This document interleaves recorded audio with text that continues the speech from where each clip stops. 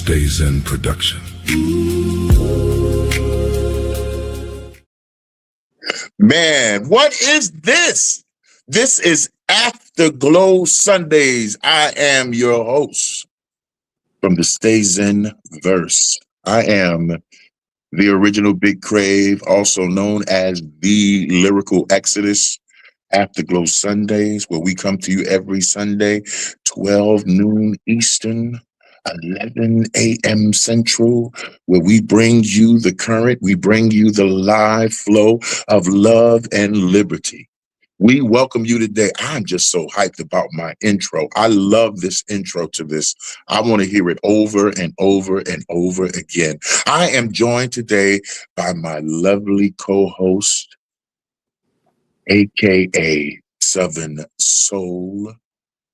If y'all don't know who she is, also known as the co-owner, super founder of this beautiful thing we have going on right now.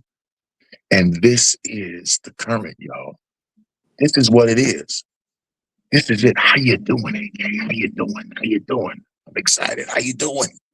I am blessed. I'm not going to complain because what good does that do? So, yeah, I am blessed. Glad I have had a trying. Listen, guys, my phone has had these crazy. My phone played hide and seek with me yesterday. I didn't know who car. As you know, you tried to call. I didn't know where it was at. I was trying to get my phone together, and I sort of like took myself and I sold myself short on something on actually looking. So here's where I'm going to go with it, AK. This is the thing here. What am I selling myself short of? I looked for this doggone thing and I said, oh my God, I had a missed call from you, missed call from my son. I was like, I had it in the car. So I looked in the car, I said it didn't have it. And I looked, and I finally found it. And guess where it was at? In my pants. In my pants. Because I took, you get comfortable, went out yesterday, had to take care of business, me and my wife. Rode, took care of some things. And I was like, where's my phone? Because I wasn't on it. I wasn't even thinking of having it. It wasn't a thought. Yeah, and I don't even worry about it. I was like, where is my phone? So I get on the iPad, and I was in some poetry rooms, and I seen, a couple of people I knew, like this lady or whatever. And I was like, okay, that's cool. So I know that part is cool. Still looking for it, and I was like, where's my phone at? Picked up my pants, it was right in my phone. So I sold myself so short on my memory, trying to remember things. And I said, this is a good topic. Because I usually get with AK, y'all, the day before, or somebody we get with the day before. And we usually kind of come up with what we're going to kind of go, where the area we are going to be in, and what kind of flow we're going to have. And I didn't even get a chance to talk to her. I didn't talk to her till this morning. So selling yourself short. What do we sell ourselves short of? Let me give an example. Let me define what I mean by that. And I mean it as a discount, y'all, but we know what discount means. So I'm going to break it all the way down. Okay. Selling yourself short. So I don't want to get in a construct where I'm just way over here and then we're not here. So here's how it goes. The phrase can come like this, and I need to read it off my prompt. It says, to sell or to exchange something of value. To sell short means to accept a lower price than something is truly worth. And applied to people, it means placing too low value on yourself. Do we put ourselves on the discount rack sometimes? General question first. AK, do we put ourselves on the discount rack sometimes? This is what we're doing here today, guys. So do we do that? First of all, that's the first question. The second question is, do we believe that we are less capable of who we are? For example, me, I was like, where is this device? I had this device when I left the house. I didn't think I left it in the store. I don't know what happened because it was it didn't have no battery, no power to it or whatever. So I'm like, call my phone. No ring, no nothing. I'm like, oh man, what is this? So do we sell ourselves short? Do we put too low value on ourselves? Do we discount ourselves? AK. That's a good one, I know. Don't be coming for me. I'm not trying to come for you. I love these conversations because we dig. we're showing you guys how it flows, and we're not going to tell you what it is, but we're going to show you how we flow. Mm-hmm. But what do you think? What do you think, AK? I can speak for myself.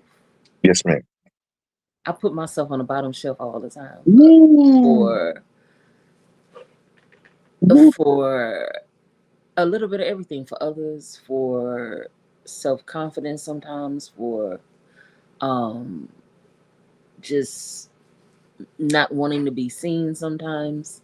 Mm-hmm. So yeah, I do it all the time. And I it's not that I do it consciously, it's like just an afterthought. Like it becomes first nature for me to do. Like I have to deprogram that in my head to stop Mm-hmm. doing that.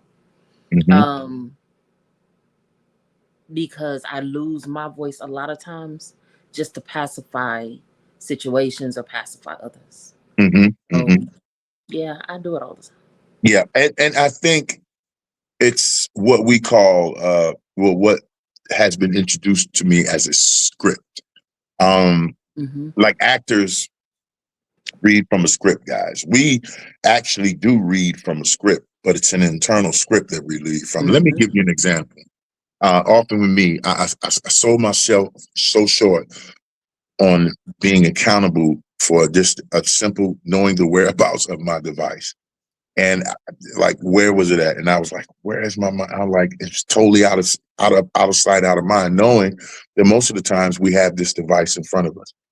I'm like, Yeah. oh, what did you do with it? Like, are you just getting old? And I was like, yeah, I got to be getting old. Yeah. And I'm not look, aging is beautiful for me. I'm 61, y'all, so I'm beautiful. I ain't even hey, snaps up to me. I'm 61. Okay.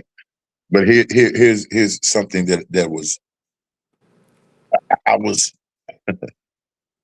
there was such an unhealthy relationship in my mind with my memory.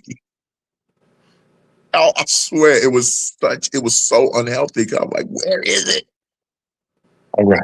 This goes like this. Are we trying to be perfect all the time? Do we sell ourselves short because we're trying to be perfect? Do we do it because we need to please others? AK. Are we being strong? Like, I can't admit that I need help. I need help. Like, I need help yesterday. I needed help. Like, my wife's like, I don't know where. Well, what you do with it? Yeah. Yeah. So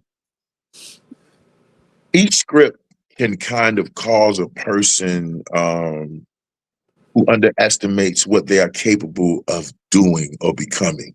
Mm-hmm. What do you think are some of those factors that lower those expectations on ourselves? Like for me, um, I'm currently on a weight loss program. Mm-hmm. So I know I got to eat healthier. My wife and I are eating healthier. We're doing more things that we're cognitive of a lot of things now that we're doing as far as what I'm putting in my body. No grease, no fried foods, no Yeah. things like that. Nothing with extra salt on it. Those things, and then you see something like a cake or ice cream. I have some discount yogurt ice cream, and I use the word discount, but it's good. It's called Yasso. Y'all need to try it. But I just need the taste of chocolate, but I know I can't have chocolate all the time. Can I be better at that? Am I capable of being better than that? Or is it my self will that's holding me back? What do you think? Okay. Is it the self will of you that's lowering your standards or lowering or discounting your worth sometimes in those areas? Do you think that's a viable thing? Do you think that's a thing that people do? Or do we do it because it's comfortable? Um, I think it's a number of things. And it stems to self-confidence. It stems from past traumas. It stems from a number of things. Um, I'm not gonna say that I for me it's like a self-preservation. Yes, I agree. I agree. That's what it's like for me, a Yeah. self-preservation. Um, not so much that I'm trying to be perfect, Mhm. because I'm far from that. And that's the problem. I know I'm not anywhere close to being perfect, but I have let my past hurt, past whatever those things in my past chip away at that self-confidence where now it's just like I said, it's an automatic thing. So I go into preservation mode. Yes. I go into preservation mode. And I see, like, I've avoided so many opportunities because I was so fearful. And this is me being transparent. I avoided so many opportunities for the fear of failure. And I discounted, I'm using that word, I lowered the value of myself in so many areas. And how many people actually do that? Yes. We talk ourselves out of things. We talk ourselves out of our blessings. Yes. Yes. Because we let that negative thinking enter into the equation when it was never a factor to begin with. And then it sets itself up for unhealthy relationships when we do that. It does. Oh my God, I can go on and on about unhealthy relationships. I might dive into that a little bit. You know, the environment that we make for ourselves, the unhealthy. You know, Miss Lady talks about this all the time when she makes a cognitive view of society. She's always aware of information. And what I like about you guys is you guys put out a whole plethora, a conglomerate of information that is so overwhelming at times that I have to actually sit and kind of focus on what that information is. And I can't limit that script in my life because my true potential, put it like this, my true potential is to value myself high in those opportunities so that I can make sure that I can expect success. Let me give you a prime example. I say this all the time. Before, if you know us personally and you know how we are in the poetry world, with the poetry community, okay? And before, there was something called the school app, okay? And I'm going to use this because I have to use this. I have to plug it. Okay. Before I joined, or before I took upon the lessons, the self-help lessons, the ideas of coming up with terminology that would help me grow, I became a better poet by using these opportunities. Now, it was not, and I must put the disclaimer, it's not just for poetry. Yes, it's something we do on the school app, but stays in on the school app. But it showed me that if my effort is enough, if I put enough effort into it, I can have success. And there were little things that I was noticing, like those little small things, like I was learning what certain words mean and where is the clarity in it. What is the thing that sharpens it like a shard? What does it come? Bam! Does it hit it like this? And then what does the orbital part of this meaning is? And what I'm saying is, how did this thing resonate around me? How did these words resonate around me? How was I more proficient to put out wording? How was I able to phrase and put words to make them sound better? And I can remember how impactful it was for me, how strong it was for me. And it told me one thing, and I'm going to give you this question. The time that I spent doing that, the times that I spent in Love and Lyrics, you know, with the other things that we're doing, the next move and all these things. What happened to do that is that it gave me time to strive for perfection. Do you think, AK, that we take time for that, or do we not have time to strive for perfection? Because everything now is microwave. Everything got that now. You know, we gotta have it right now. It's got to be done now. It's got to be this or that. What do you think? Are we taking that time and learning that that's the most crucial thing to move us towards perfection, or are we just moseying along with it? I don't even think we're moseying along. I think we do mosey along, and we settle. But you're right. Everything is now so popcornish, No. um, and it's not that the problem is we want that instant success. Everybody's looking for that instant success, and people don't realize that those that are sometimes most successful have put in so much time and dedication into getting that success that it Mm. wasn't always a success story, that they have to struggle along the way sometimes. Now, do Mhm. you have that rare golden goose that comes along and just boom? Of course. But let's actually look at how rare that might be, Yeah. right? Most people who are constantly, who are steadily successful, built, educated themselves, Yeah. took the time to learn the craft that they're trying to be successful in. Yeah. Um, Yeah. That's good. we have That's been good. so programmed to move at a fast pace that we don't actually take the time to sit down to do a number of things, like cultivate true relationships, Mm. like actually heal, Yeah.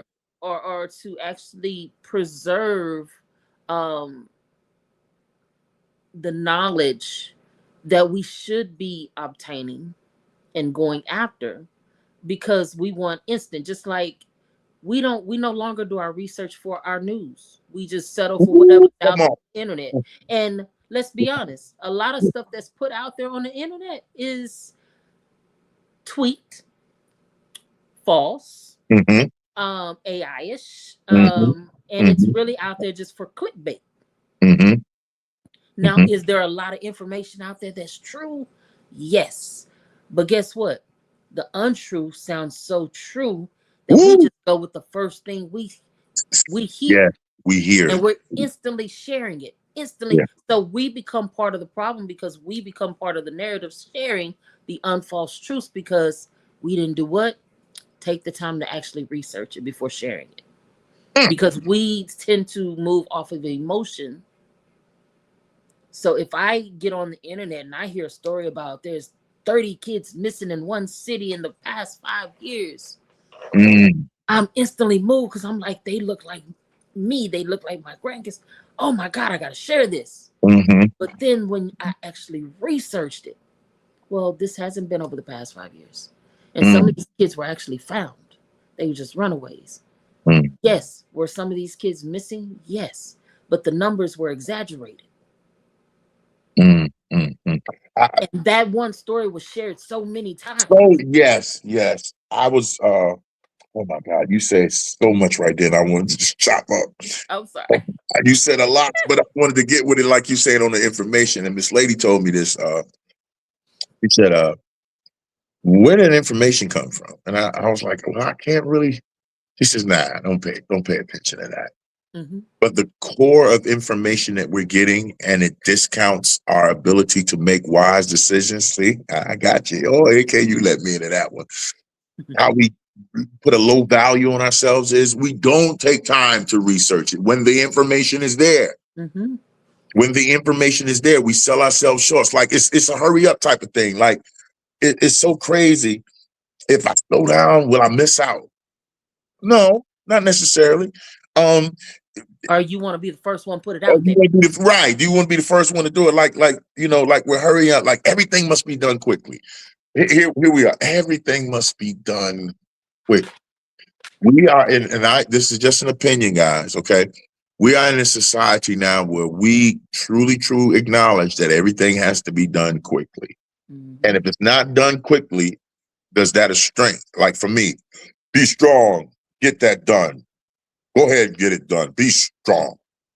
But no one sits and says to me, you know, don't show your weakness or emotions, because I have been programmed to do that. I have been programmed. I'm an ex-vet, you know what I'm saying? I'm a vet, military vet.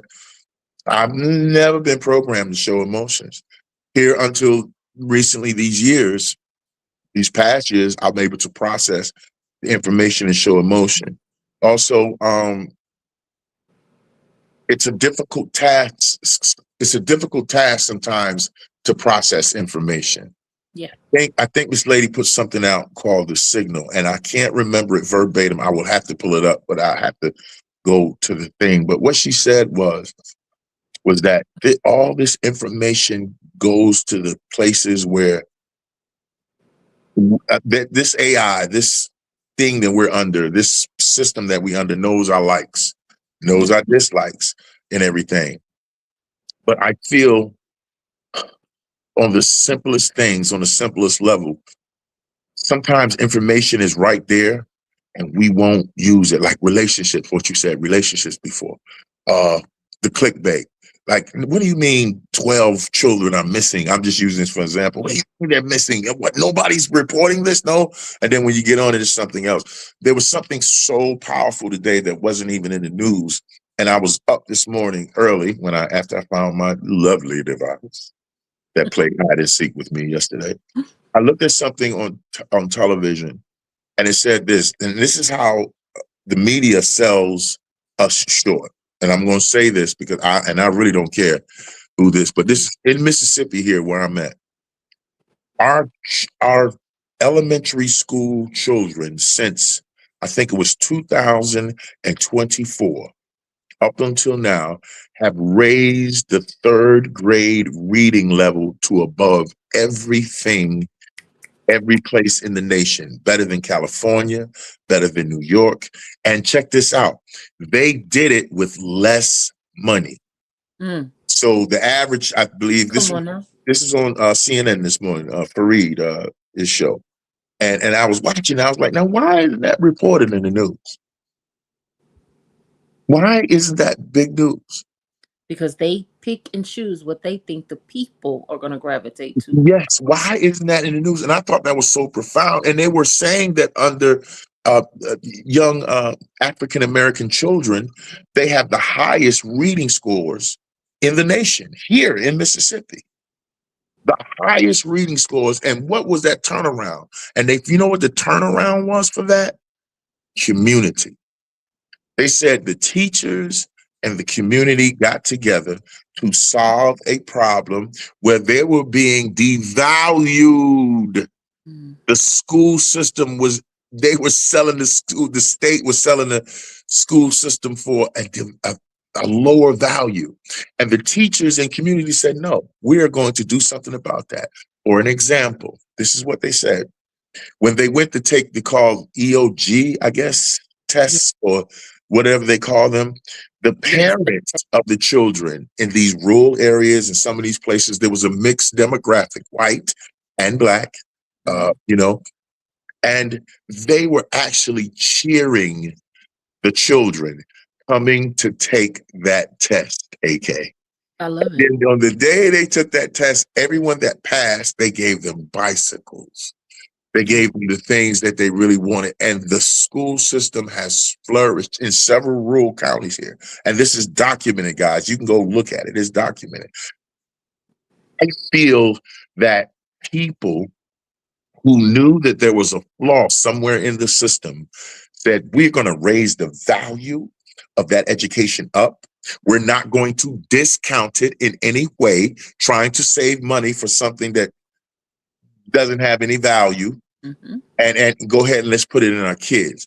And that is a work. Now, here's where I'm segueing to, back to the conversation. Pleasing others. Oh my God. Does my value, does my value depend on making others happy? Oh, come on. Okay. Because they didn't care. They was going to make these children, I don't care about what, my value is these children. And I'm going to make sure that I value them. I need to be valued. But are we selling that value, or does my value depend on making people happy? Because there were some unhappy people about that.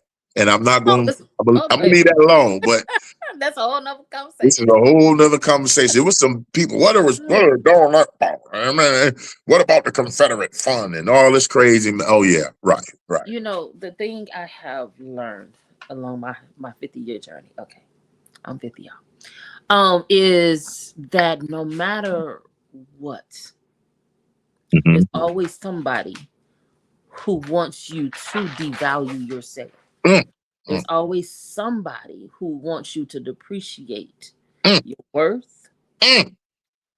There's always somebody who's going to do everything possible, even though it doesn't affect them one way or another, whether you are confident, whether you succeed, or no matter what, your outcome doesn't make them poop, right? Mm, Um, but there's always gonna be somebody who's gonna come for you, no matter how well you do, mm. how much you try to give back. So That's so true. I think what we have to start doing is blocking those negative factors out. Mhm, Because if we don't, we'll mhm, constantly shrink ourselves and keep ourselves on that bottom shelf just so mhm. we don't be seen. And then and y'all know the whole bottom shelf thing, right? How grocery stores do. They Yes, come put on, all break the it down, things baby. that your eyesight, which is normally the middle section, that they want you to gravitate to.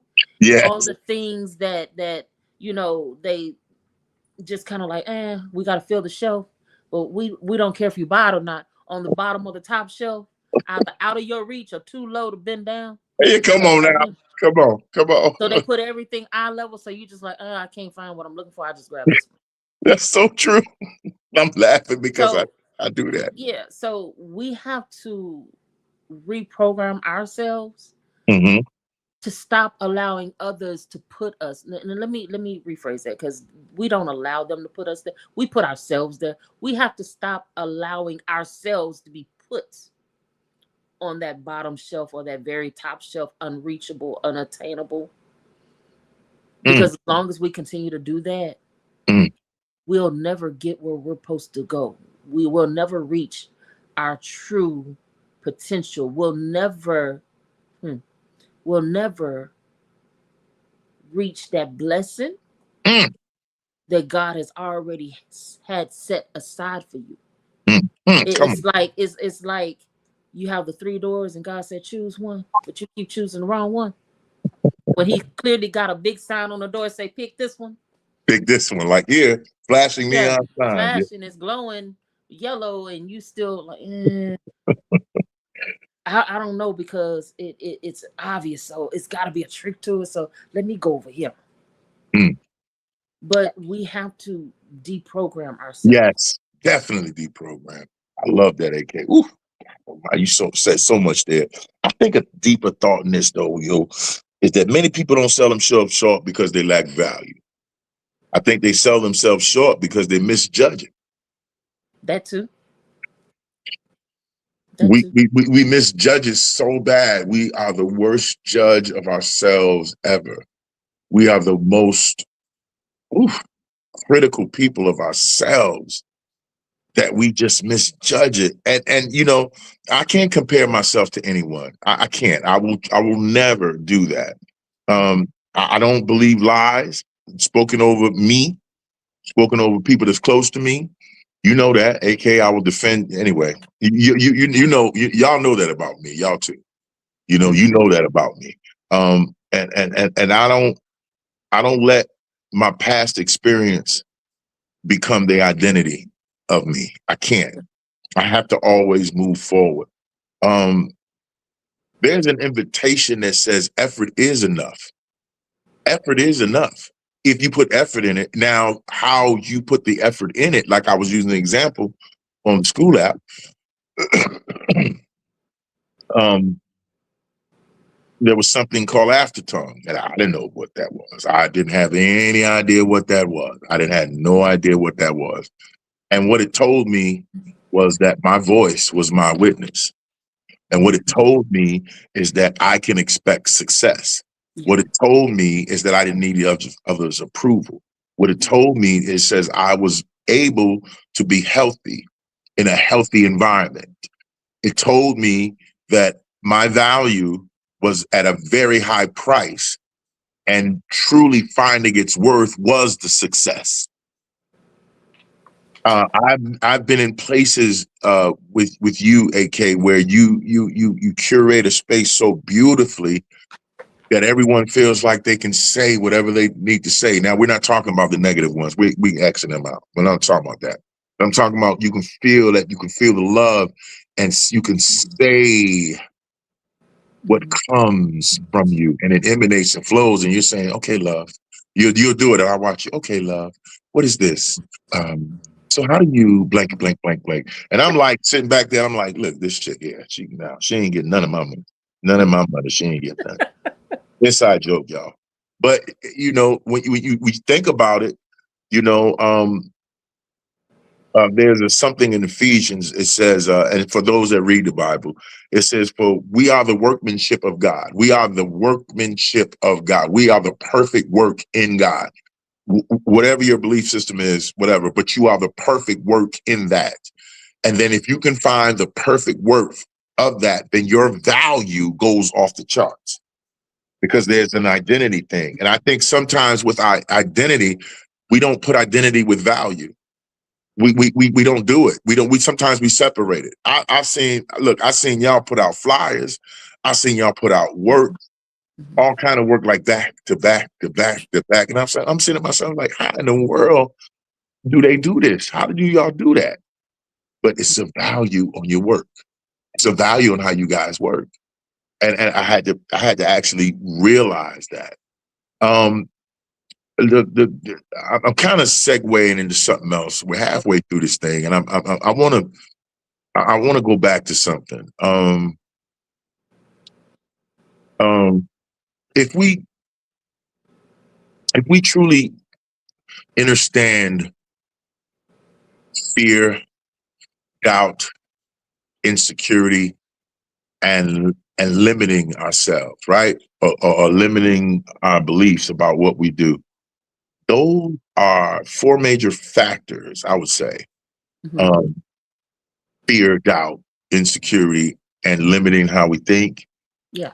That really,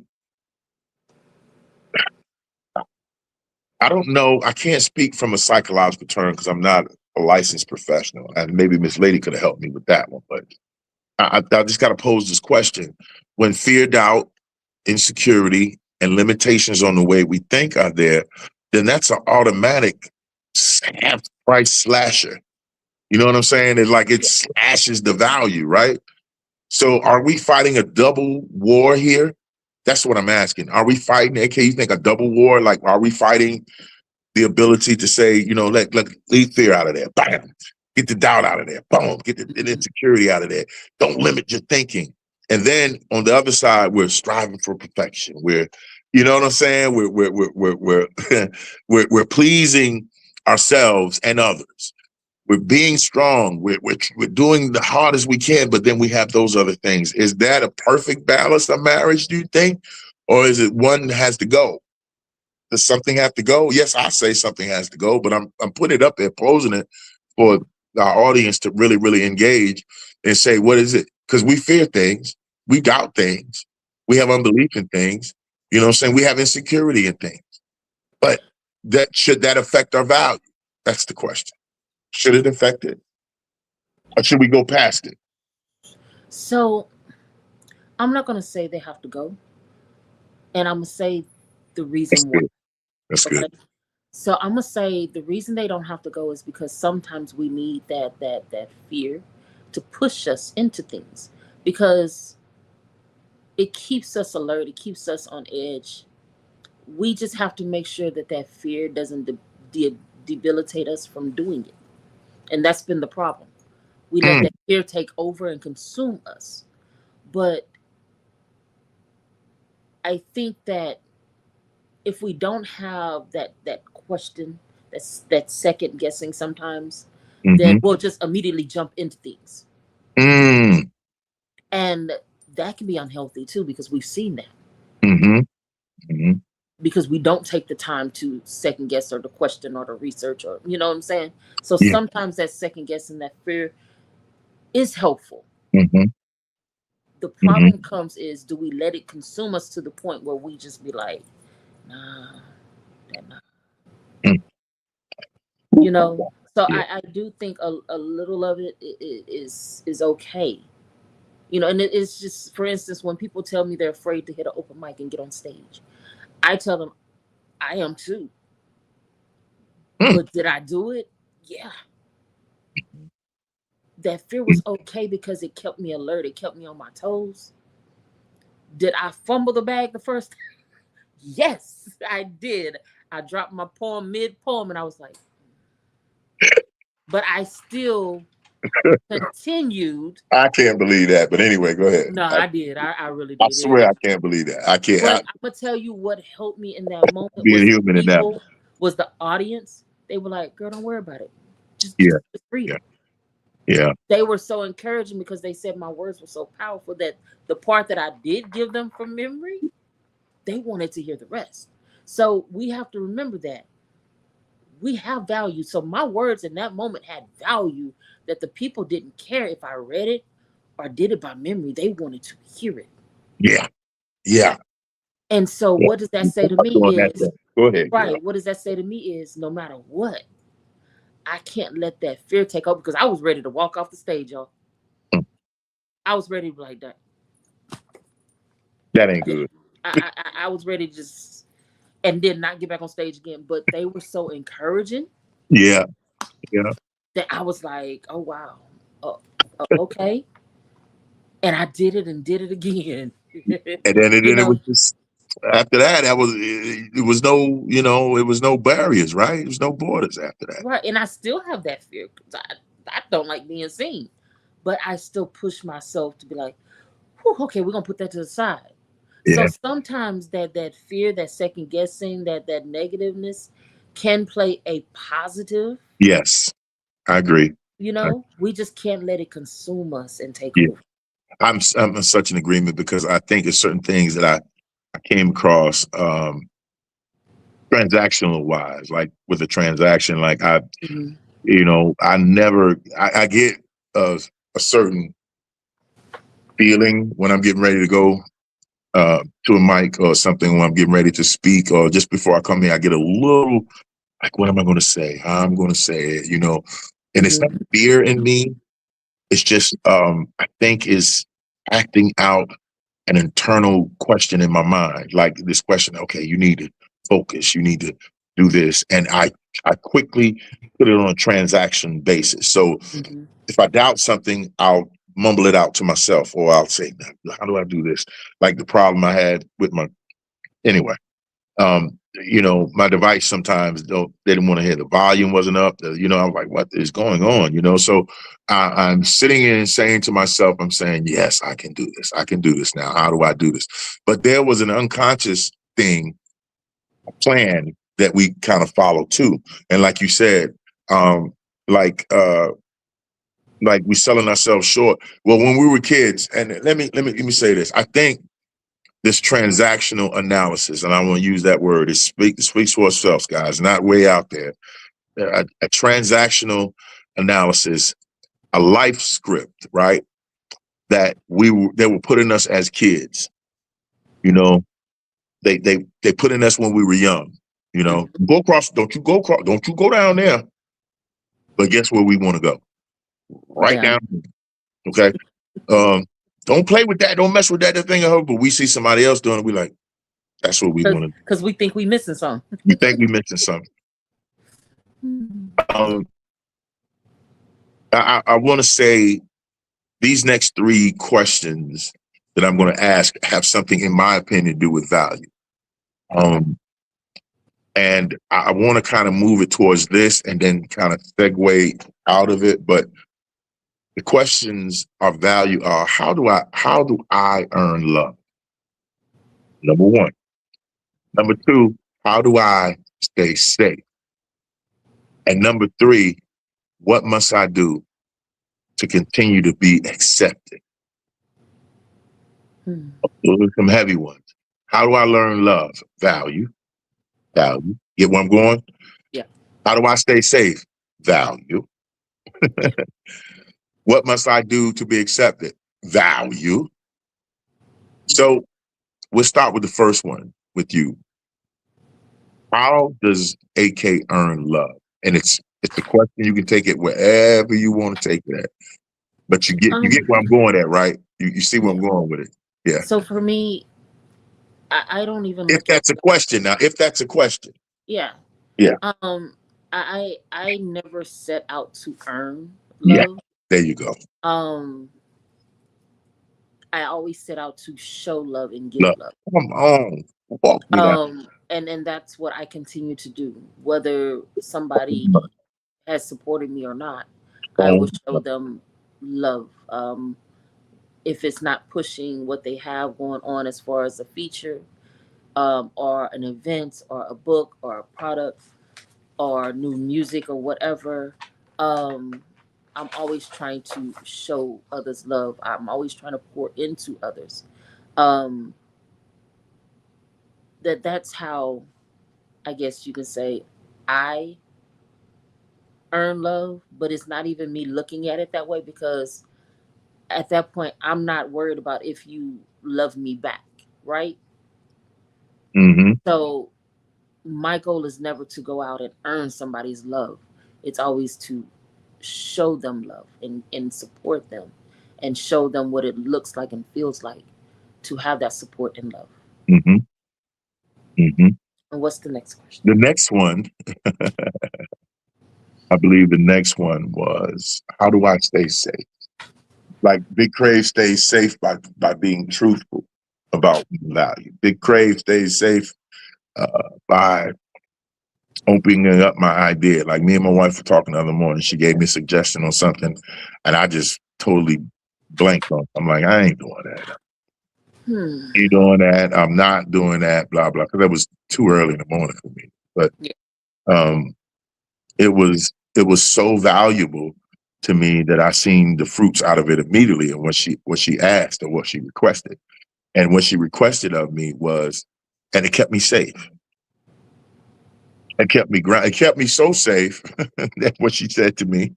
It kept me so safe that I didn't care about anything, not even the device in my hand. I just relaxed. You know what I'm saying, AK? Yeah. I just relaxed. I stayed in the vein of just relaxing, and it kept me safe. So that question was, how do I stay safe in my value, by keeping my value? For me, I have stayed safe because I have,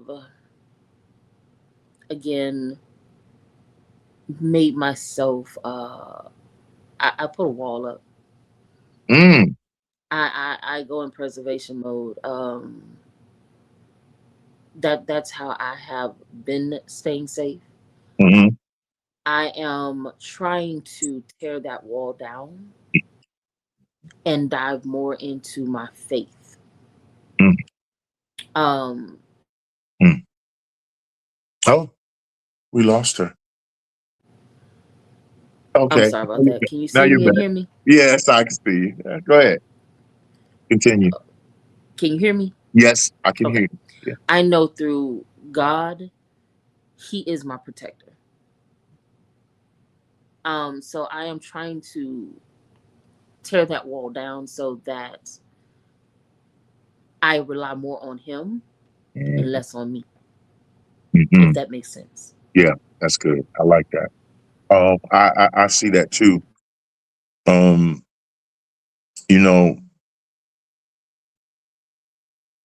the forms of performance, and I have an identity. I think we lost her again. But anyway, you're back. I see you.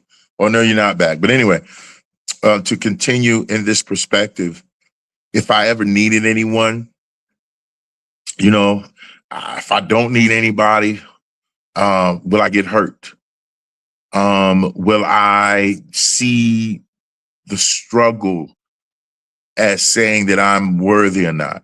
And I personally often find out being worthy is an internal thing. Ladies and gentlemen, listen to this. Your value of your worthiness is the most important factor. But in that factor, it should not be a struggle with us. It shouldn't be something to where we're pulling at a tug and war with it. And I call that value of identity. I call it a value of identity because that value of identity says I don't have to be flawless. I don't have to be flawless. That value of my identity says, well, I'm happy with me. I don't have to be worried about if everybody's happy to be. But the script that we get from childhood says that, we gotta be, we gotta make sure people love us and all of this. But to my beautiful followers of this flow that we're on, if you slow down enough, you won't fail. But if you stay persistent, you won't miss out. And here's the value of it. The value is saying, I am so perfect in learning. I am perfect in this thing. There's a scripture in the Bible that says, be ye therefore perfect as your Father in heaven is perfect. Now watch this. Let me break it down even greater. Perfection doesn't mean that nothing's going to be out of place. Perfection is the process. You're perfecting the process to possess your full value. Oh, come on, man.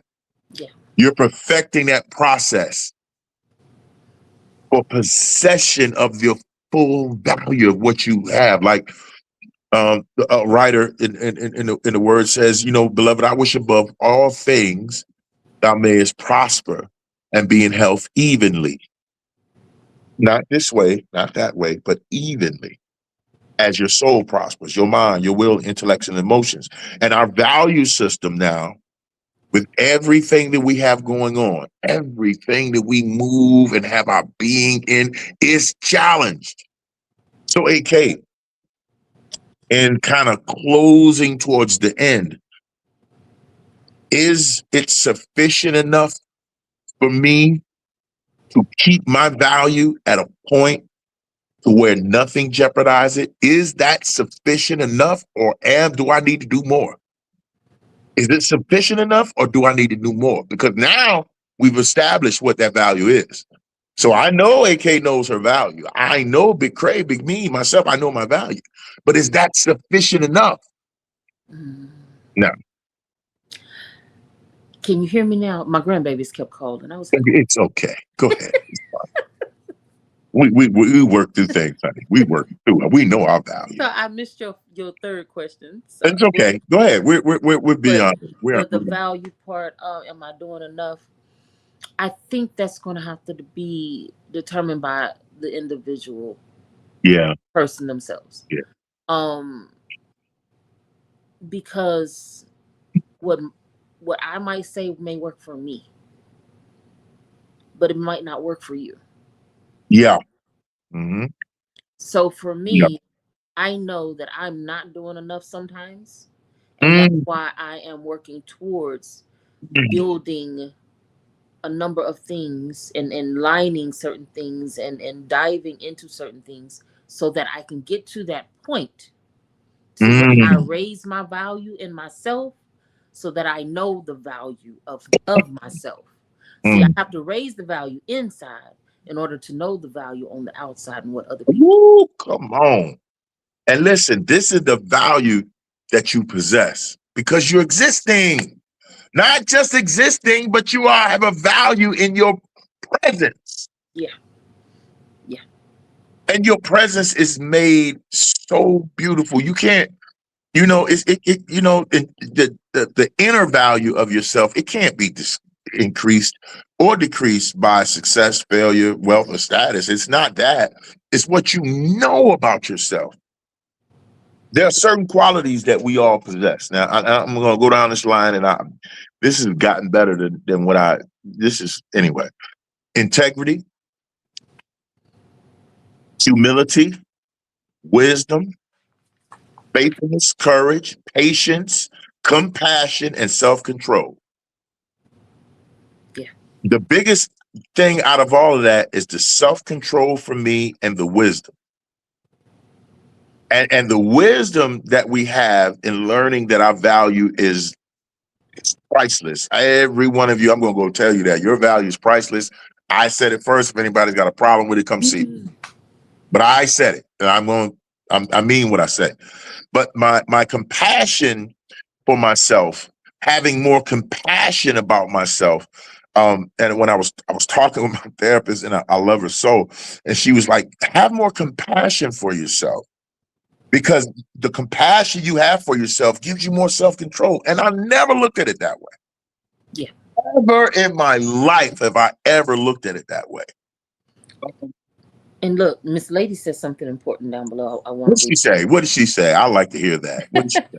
and thank all that are down below making comments. We definitely Yes, thank you. Love you. um so she says, I do the same, but sometimes I believe we have to build a wall to restore our sense of security. It isn't built out of fear. It's simply a way to ensure that those who are wrong don't invade my space to steal or diminish who I am. Mm. Woo! Say that for the people in the back. Yeah. Come on. Say that for the people in the back.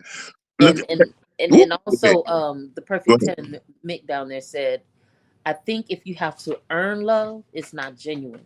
No. And And I I was love going to get without to expectation. And I think you kind of faded out. I should have went back to that.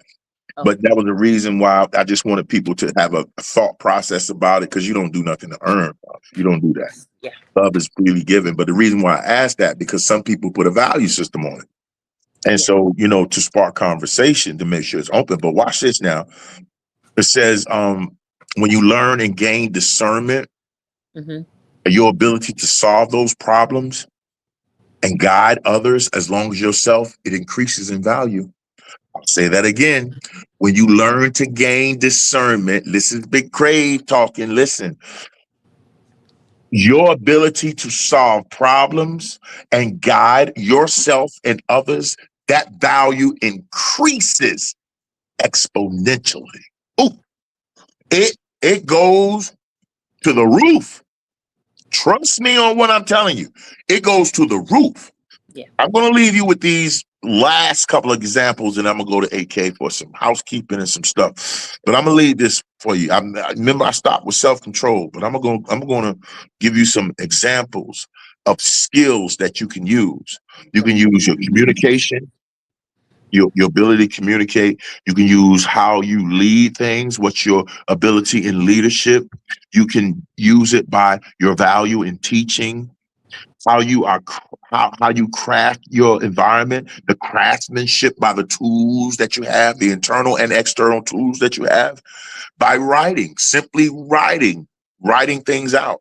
If you love music, or using music to make sure that you increase your value, or business minded, be business minded about yourself. Yeah. Be business minded about yourself. Capitalism of self is the dynamite of power. Capitalism of yourself, knowing your value, is like power. It's like dunamis dynamite power. When you learn to access that, you become unstoppable. You do. I like that. Yeah. You become unstoppable. The last thing I'm going to say is, make sure you encourage yourself and others, because you can't encourage others unless you encourage yourself. That's a value trait that I use every time. You know, I'm always, you know it, you know me. Yeah. Make sure you listen to yourself well, because listening is an art. Make sure you hear yourself well. Make sure you serve yourself well. Make sure you keep promises with yourself, and make sure that you build the trust inside what you know you're capable of. And what you know you're capable of, you will become. And what you become is your total I amness in the God in you. And I'm going to leave that there. AK, your final points, and then we can do some housekeeping. My final points is, listen to what Crave said. This is what he I said. hear. I think this was a great conversation. It's a neat Thank you. conversation. Um, learn how to take yourself out of reserve and put yourself on the shelf to be seen. Mm, Um, mm, because you're missing your blessing. Stay on the mm. bottom shelf. And that's all I'm gonna say. That's beautiful. This segues into something else. I'm gonna say this, man. Character of yourself, it earns your trust. And I have to use this for my final points. Competence will solve your problems. Being confident of what you can do. Um, and consistency in who you are with yourself builds your self reputation up, not a reputation with people, but with yourself. And if you build that reputation up within yourself, then it emanates and it flows. I go in rooms and spaces, I don't get nothing but love. I go places, I talk to people, I don't get nothing but love. Why? Because my reputation of what I value myself goes before me. And you guys got to remember to keep that. All right. Oh, this was beautiful, man. It was. AK, you want to take care of the housekeeping for me and tell them what we got coming up? Oh, yeah, I'm excited. Look at me, guys. I'm excited. Well, as y'all know, Afterglow Sundays is every Sunday, y'all. This is at 11 a.m. Central, 12 p.m. Eastern. Y'all come over for the conversation, jump in. We got some amazing things coming up this month. We got some features coming up, starting up. And yeah, y'all are not going to want to miss that. Mm. Not. These are going to be some great conversations. And listen, these aren't just conversations with artists. These are conversations with creators all together. All together. Even look, even Hunter said yes. Yes. Yes, the dog says yes. Y'all better know. Dogs don't lie. Things that are going on. What else? We got some other things that are going on that I think y'all need to know about. Where conversations are being had is on Instagram. Complex Angel has a platform that she does on IG Live. Cut it out. Conversations and poetry. Join her on Monday nights, IG Live at 7 p.m. Central, 8 p.m. Eastern. She has some amazing, it's a one-on-one conversation. It's amazing. Amazing. So join her because it is an amazing conversation. Amazing conversation. Tuesdays, our beautiful Miss Kim Mosby Summers, Treating You Sweet, does an IG Live cipher with some amazing poets. It's at 7 p.m. Central, 8 p.m. Eastern, called Dumb Dope Poets. I think I said that. So join her over there. And if you're interested in being a part of that, then you're going to have to hit me up. Hit me up and I will get you scheduled. Wednesdays are beautiful, y'all. Join the beautiful Miss Lady down below. Our leader, our partner, our sensei of all things of thought and information.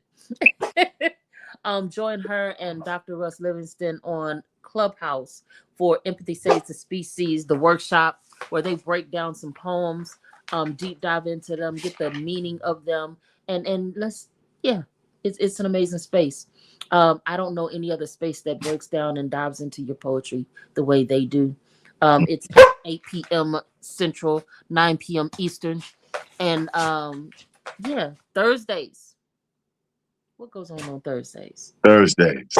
The next Second and fourth Thursday. Second and fourth. Yes, we have me, your boy, Big Crave, the lyrical exodus in love and lyrics on the next move. Where your next move is your next knowing. Yes. And your voice is your witness in the next move. We talk about a various amount of subjects, topics, and we let everybody express themselves. No judgment, no limitations, no boundaries. But what we do is have respect for each other's views. So you can join me on every second and fourth Thursday of the month in there. Also, I need to put one more note in there before we get out of it. Pray Honor will be with us next Sunday. Will be with us next Sunday. Himalayan Soul, y'all. I need you to be in there. Amazing, y'all. You just need to be here. That's all I'm gonna say about that. Next Sunday is where you need to be. And one more. Yeah, one more announcement, right? Okay. A couple more. So Saturdays is again with Empathy Saves the Species, and it is the Wounded Healers Post Brigade on Clubhouse with Miss Lady and Dr. Russ. That's at 9 a.m. Central, 10 a.m. Eastern. Listen, if you want to know all the things that we have going on, guess where you got to be? Stays in Verse on the school app. You'll get all these announcements. The only other thing that I have to announce is Love and Lyrics is bringing forth a new community series called The Creative Shelf. Listen, I get hit up all the time about donations and helping others. And listen, we all need help in this economy nowadays. So the best way that I sat down and I brainstormed, the best way that I feel like I can do that, where I'm still giving back, still supporting and whatnot, is to get your work out there to be seen. So I'm doing the Creative Shelf to help help promote your books, your merch, your workshops, your whatever it is, your business, okay, that you have going on. So if you're a poet, if you're a creative, and you have any of these things going on, hit me up on Instagram under love, LOVE _ the letter N lyrics. Hit me up on Love and Lyrics, and let's have a conversation, because this is how I can give back to the community and help you in the process. Beautiful. And also, one more little note in there. After the applause is coming, y'all stay tuned for that. Yes, I was going to ask you. Here's the men. Okay, stay tuned. What is this, man? This is Afterglow Sundays. I am your host, Big Crave, along with AK. In the back hustle is our lady, Miss Lady. We love you. Make sure your verse, your voice is your witness. And we're going to be signing off, man. And we love you. Peace. Have a wonderful Afterglow Sunday. Amen. Big Crave, come out, man. Love you. Verse, voice, and witness. Another Stays In production. Leave with your name, live.